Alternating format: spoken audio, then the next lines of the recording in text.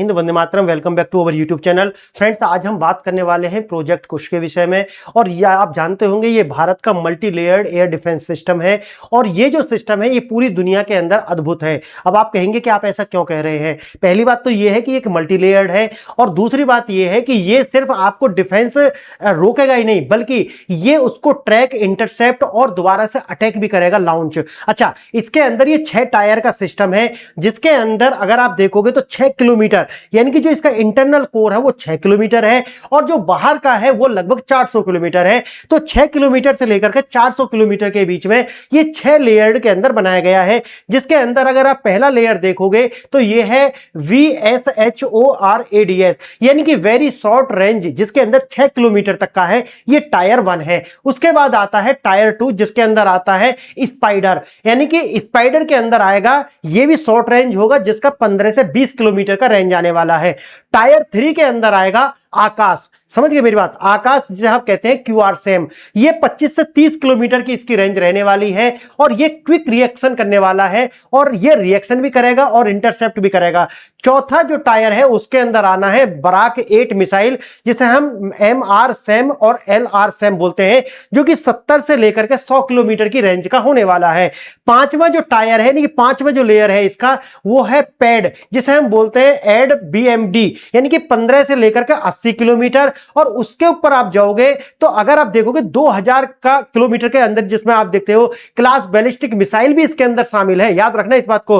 और चौथा, यानी कि जो छठा टायर है वो आता है प्रोजेक्ट कुश, जिसके अंदर टोटल के अंदर आप देखोगे तो 400 किलोमीटर। अब देखिए, ये multi layered air defence system है। अच्छा, इसके अपने आप में विशेषता मैं जो कह रहा हूं कि दुनिया में ये अद्भुत इसलिए है क्योंकि ये जो डिजाइन किया जा रहा है 6th जनरेशन वारफेयर के लिए करा जा रहा है। अगर आपको मेरा पूरा वीडियो आपने देखे हो तो जितने भी डिफेंस के लिए मैंने वीडियो बनाए हैं, मैंने उसमें बताया है कि अभी भी अगर आप देखोगे तो 5th जनरेशन के जो फाइटर जेट्स हैं उनका निर्माण हो रहा है। और देखिए, कागज पे तो जो चाइना है या फिर अमेरिका, वो दावा करते हैं कि 6th जनरेशन वारफेयर की टेक्नोलॉजी हमने विकसित कर ली है, लेकिन वास्तव में अगर हम देखें तो ऐसा फुल प्रूफ कोई भी टेक्नोलॉजी अभी दुनिया के पास नहीं है कि जिसके अंदर वो 6th जनरेशन का जो अटैक है वो किसी देश पर लॉन्च कर सके, ना तो अमेरिका और ना ही चाइना। लेकिन मैं आपको बताऊं कि इसके अंदर होना क्या है। इसके अंदर जो 6th जनरेशन का जो वार है उसके अंदर होना यह है कि एक तो इसके अंदर स्वार्म ड्रोन टेक्नोलॉजी, एक तो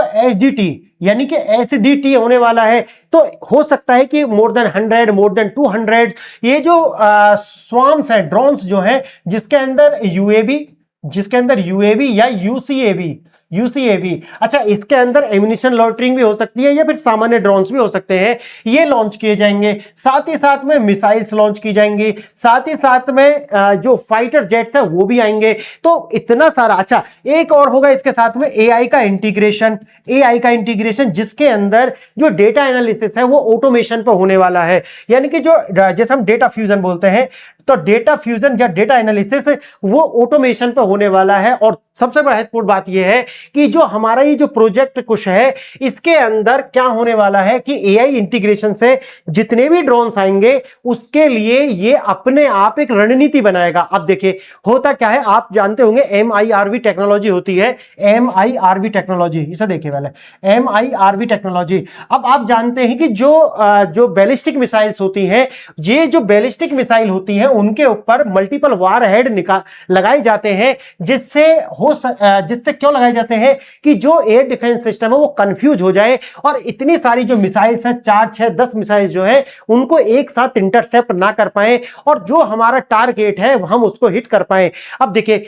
अब होगा क्या कि जो MIRV टेक्नोलॉजी है, अगर ये जो देखिए मल्टी वार हेड्स वाला, इसके अंदर हो सकता है कि 100 ड्रोन्स आए, लेकिन अब AI ये डिसाइड करेगा कि हमें सबसे पहले उन सारे जो इनमें से 100 के अंदर या 200 जो आए हैं उनके अंदर से सबसे पहले उनको टारगेट करना है जो हमारी स्ट्रेटेजिक लोकेशंस को टारगेट कर रहे हो। याद रखना, क्या सबसे पहले उनको टारगेट करना है जो हमारे स्ट्रेटेजिक लोकेशंस को टारगेट कर रहे हो, जैसे कि पार्लियामेंट हो गया, या हमारी कैपिटल हो गई, या फिर रिहायशी इलाके हो गए जहां ज्यादा हमें क्षति की, या फिर हमारे वेपन्स हैं या फिर इंस्टॉलेशंस हैं उनको। और दूसरी सबसे बड़ी बात इसके अंदर यह आती है कि इसको क्या करना है, ये जो UAVs या ये आए हुए हैं, ये जिससे भी अपना जो नेटवर्क ले रहे हैं, जैसे जीपीएस हो गया, है ना, जीपीएस हो गया, या फिर चाइना का है तो चाइना का अपना कोई होगा, तो उसके हिसाब से जब ये ले रहे हैं तो स्पूफिंग करना, क्या करना, स्पूफिंग करना। तो ये जो स्पूफिंग है इससे होगा क्या, इससे मैंने एक वीडियो बनाई थी, मैंने आपको बताया था कि यहां पर इरेजिंग करा जाएगा कि जहां पर आपकी इंस्टॉलेशन है ऐसा स्पूफ किया जाएगा, ऐसे नेटवर्क इस तरह के जो आपको तरंग भेजी जाएंगी इन ड्रोन्स के लिए कि जहां पर आपका इंस्टॉलेशन है वहां तो इनको खाली जमीन दिखेगी और जहां पर खाली जमीन है वहां पर इंस्टॉलेशन दिखेंगे। ये दिखना ही क्या है, स्पूफिंग है। और स्पूफिंग की वजह से ये जाकर के कहां गिरेंगे, खाली स्थान पर जाकर गिर जाएंगे। इससे भारत का कोई भी नुकसान नहीं होगा। इस आप समझ चुके हैं कि आप प्रोजेक्ट कुछ क्या है और ये जो प्रोजेक्ट कुछ का हमारे लिए हम एक एस्पायरेशन क्या है, आखिर ये हम, अच्छा ये कंप्लीट कब तक होगा, ये कंप्लीट 2030 तक होगा, 2030 तक। इसका जो मेन हेड ऑर्गेनाइजेशन है वो डीआरडीओ है, डीआरडीओ इसको हेड कर रहा है। इसके जो आईपीआर वगैरह है, कॉपीराइट्स हैं, वो सब के सब इसी के पास होने वाले डीआरडीओ, बाकी नीचे बहुत सारी कंपनी है वो काम कर रही हैं। इसका जो डीएसी है, जो 5 स्क्वाड्रन है वो पहले तैयार किए गए हैं सितंबर 2023 में। जुलाई 2024 में इसकी जो 3 वो है M1 M2 M3 इंटरसेप्शन की जो क्षमता है उनको भी हमने 2024 के जुलाई में ये भी, और अगर आप देखोगे 2024 से 28 के बीच की जो सबसे कठिन परिस्थितियों में इनके जो ट्रायल होने जा रहे हैं अभी 2026 में ही शायद अगस्त सितंबर से ही शुरू हो जाएंगे। तो इसकी भारत के अंदर रेगिस्तान हो या फिर पहाड़ी इलाके हो या बर्फीले इलाके हो या फिर जो समुद्री इलाके हो, सब जगह इसका जो है टेस्टिंग होने जा रही है और 2030 तक भारतीय वायुसेना के अंदर इसको इंडक्ट कर दिया जाएगा। यह है प्रोजेक्ट कुछ। आप गंभीरता समझ चुके होंगे कि इसकी वास्तव में गंभीरता है क्या और ये काम कैसे करेगा, वो अब आपको मैं इसके अंदर बताने वाला हूं कि ये पूरा का पूरा जो प्रोजेक्ट है ये 5 से लेकर के 20 साल हमें इसे करने में लग चुके हैं। इसे थोड़ा सा और देखिए 400 किलोमीटर की जो दूरी है उसको कवर करने के लिए बनाया गया है। इसकी जिसको ये कवर करेगा लगभग 5.5 मैक की जो हाइपरसोनिक गति है उसको भी कंटेन करने की क्षमता इसके पास होगी। साथ ही साथ आपको मैंने बता दिया 3 लेयर इंटरसेप्शन की है, M1 M2 M3 thrust 3 tyre जो है वो इसका सुरक्षा कवच है, जो मैंने बता दिया। रणनीतिक महत्व क्या है भारत का, सबसे बड़ी बात है कि भारत ने स्वदेशी निर्माण किया है। इसके अंदर हमने किसी से भी कोई मदद नहीं ली है। एआई का नेटवर्क है, ये आप समझ चुके हैं, एआई आर्किटेक्चर पर है और बहुआयामी खतरे को देखते हुए और 6th जनरेशन का जो अटैक होंगे उनको देखते हुए हमने इसको डिजाइन किया है। ये है इसकी सबसे बड़ी खूबसूरती। और देखिए इसके अंदर दो तरफा खतरा और भारत की आवश्यकता। ऑपरेशन सिंदूर के दौरान हमने देखा है कि दुश्मन को जो जवाबी हमले हैं वो किस तरीका से होने वाले हैं, तो उनको देख करके हमने इसकी गति और इसका जो पर्पस है उसको भी हमने थोड़ा सा रीडिजाइन किया। आधुनिक चुनौतियां क्या है, चाइना के J-20 हो, J-35 हो, स्टील्थ फाइटर जो कि 5th जनरेशन या 5.5 जनरेशन के जो विमान होते हैं उनकी सबसे बड़ी जो कैपेबिलिटी होती है वो होती है उनके छुपने की, यानी कि स्टील्थ कैपेबिलिटी।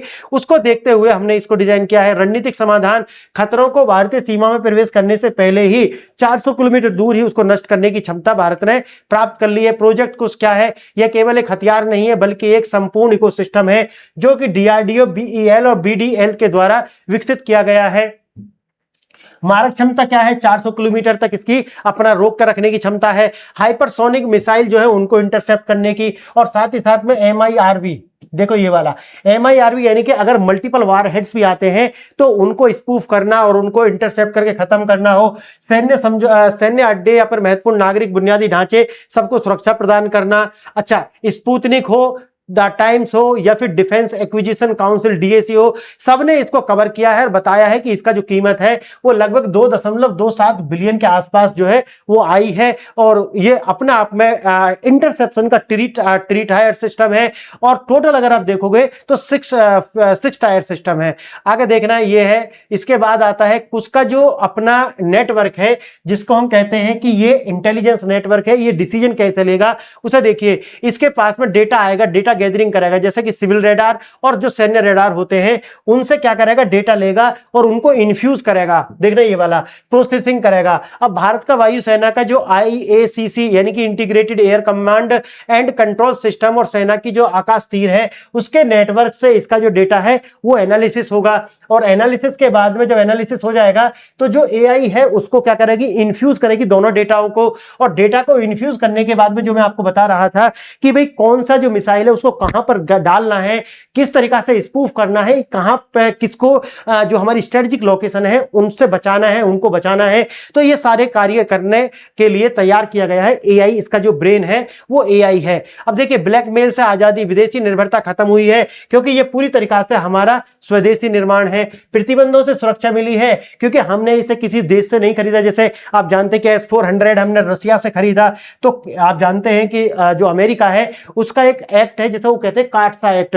तो काटसा एक्ट उन सभी देशों पर प्रतिबंध लगाता है जो अमेरिका के जो प्रतिद्वंदी देश है, खासकर रूस से जो भी डिफेंस का सामान खरीदेंगे, अगर कोई खरीदता है तो उसके ऊपर प्रतिबंध लगा देगा। और जब S-400 भारत ने परचेज किया था उस समय पर भी भारत के अंदर भारत के ऊपर ये प्रतिबंध लगाने की जो बातें थी वो बड़ी जो पश्चिम की मीडिया है उसके अंदर बहुत चल रही थी। तो इसको देखते हुए अब भारत के ऊपर, क्योंकि भारत ने स्वयं ही विकसित किया है, इसीलिए अब इस तरीका की कोई भी भारत के ऊपर समस्या नहीं आने वाली। अब बात आती है निर्यात की, क्योंकि ये हमने खुद बनाया है, तो आने वाले समय में साउथ ईस्ट एशिया के नेशन हो या मिडिल ईस्ट के नेशन हो या फिर जो साउथ ग्लोब के कंट्री है उनके लिए हम ये सब भी एक्सपोर्ट कर पाएंगे। और हमारा जो अपना 2030 तक 50,000 करोड़ रुपए का जो डिफेंस निर्यात है, ये जो प्रोजेक्ट है वो भी हमारा कंप्लीट हो जाएगा। अब देखिए प्रोजेक्ट कुछ क्या है, DRDO के द्वारा, ये तो आपको समझ गया, और विशेषता यही है कि भाई AI इंटीग्रेशन है और काटसा से हमें मुक्ति मिल गई है, अब काटसा हमारे ऊपर लागू नहीं होगा।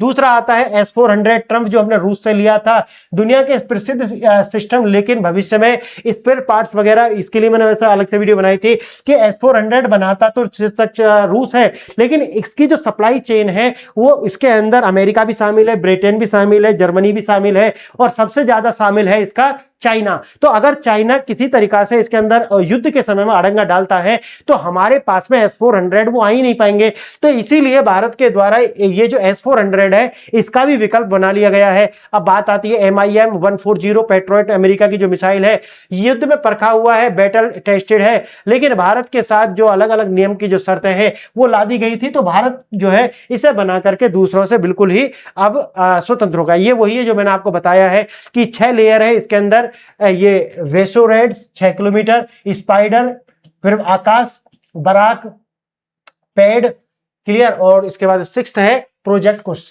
समझ गए, आगे देखना। ये वो है जो डेट मैंने बताई है कि 2023 के सितंबर में DAC के द्वारा इसकी जो 5 स्क्वाड्रन है उनको स्वीकृत किया गया। जुलाई 2024 में 3 लेयर का जो इंटरसेप्शन है उसका सफल परीक्षण हो गया। 2024 से 28 जो कि अभी 26 से चलने वाला है, ये इसका सभी स्थितियों में ह्यूमन ट्रायल इसका होने वाला है, टेस्ट किया जाएगा, और 2030 तक इंडियन एयरफोर्स के अंदर इसको इंडक्ट कर दिया जाएगा। उसके बाद आधुनिक भारत का सुदर्शन चक्र, वो भी देखिए प्रोजेक्ट कुछ केवल एक मिसाइल डिफेंस सिस्टम नहीं है, ये एक स्वतंत्र और आत्मनिर्भर भारत का प्रमाण है। जब हवाई खतरे स्टील्थ एयरक्राफ्ट से लेकर स्वाम ड्रोन तक विकसित हो रहे हैं तो कुछ का मल्टी डोमेन इंटेलिजेंस और रिलायबल डिमांड कमांड नेटवर्क एक ऐसा कवच प्रदान करता है जो भारत की सुरक्षा को कभी भेद नहीं पाएगा। यह सिस्टम शांति की गारंटी है क्योंकि यह दुश्मन के जो मन है, जो डिटरेंस है, उसको और संकेत करता है कि भारत के पास में अपनी सुरक्षा के लिए अपनी आत्मनिर्भर टेक्नोलॉजी है। इसीलिए अगर आप अटैक करते हैं तो फिर आप मेड के लिए तैयार रहिए, यानी कि म्यूचुअली डिस्ट्रक्शन। तो अगर आप डिस्ट्रक्शन करेंगे तो आपका भी उतना डिस्ट्रक्शन होगा, इसके लिए आप तैयार रहिए। 2 प्रश्न हैं, आप देख लीजिए। फ्रेंड्स, ये भारत की जो उन्नति है और भारत के जो अचीवमेंट है, इनको अगर आप देखोगे तो अगर पर्दे के पीछे अगर आप देखेंगे तो डिफेंस के सेक्टर में वो सारे कार्य हो रहे हैं जो आने वाले समय में, जो 10 साल 15 साल बाद चाइना और खासकर चाइना के जो वेसल स्टेट है, इन तीनों को एक साथ लेकर के, क्योंकि अब हमें 2.5 मोर्चे पर नहीं बल्कि हमें 3 से 4 मोर्चे पर युद्ध के लिए तैयार रहना पड़ेगा। फ्रेंड्स, आप बताइए आपको ये कैसा लगा। अगर आपको अच्छा लगा है तो वीडियो को लाइक शेयर सब्सक्राइब कीजिए। वीडियो देखा इसके लिए धन्यवाद। जय हिंद।